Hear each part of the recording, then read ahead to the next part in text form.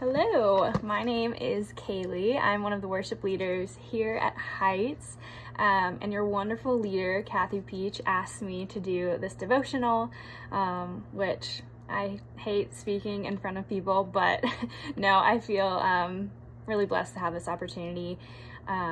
She asked if I would just share what I feel like God is teaching me in this season. And I feel like this story in the Bible of Mary and Martha just keeps coming to mind. So I just wanted to give you a little bit about me before I go into the story.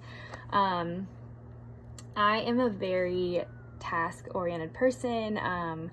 I will create work for myself.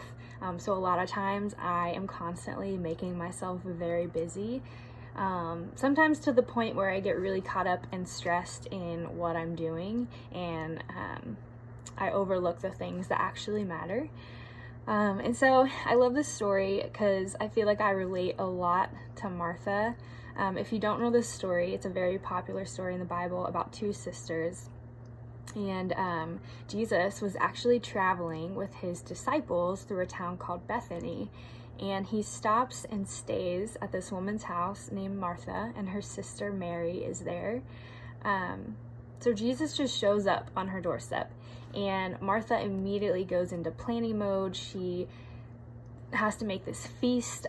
She has to get her house ready for her guests. She has to entertain, because back then that was a very normal thing to do.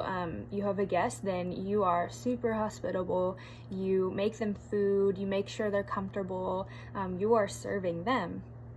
When Jesus comes over, Mary immediately sits at his feet and begins listening and hanging on every word that he says.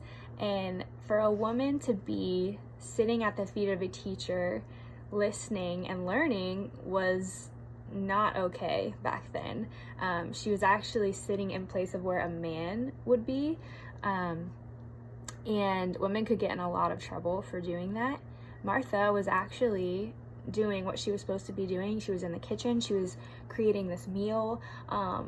Very normal thing for a woman to be doing was to be in the kitchen, creating this meal.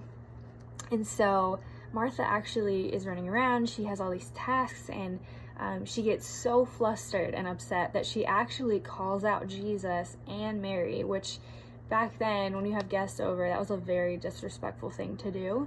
So she lets herself get to this point where she's so stressed and frustrated. She says, "Jesus, do you not care that my sister is not helping me? She has all this work to do and no help, and her sister is just sitting where she's not even supposed to be, listening to Jesus." In Luke 10:41 through 42, I love what Jesus says.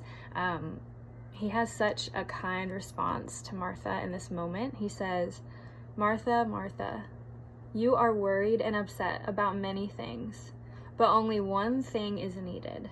Mary has chosen what is better, and it will not be taken from her." I just love that he seems like he was so soft-spoken in that moment, because what Martha was doing wasn't wrong. She was doing what she was supposed to be doing. It was a great gesture, but she got so caught up in all the little things, and forgot about what was important. She didn't realize what was happening in that moment.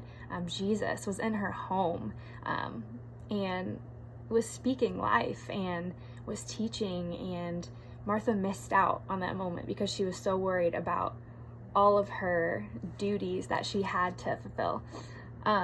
Later on, a couple chapters later, in Luke 12:25, it says, Jesus says, "Who of you, by worrying, can add a single hour to his life?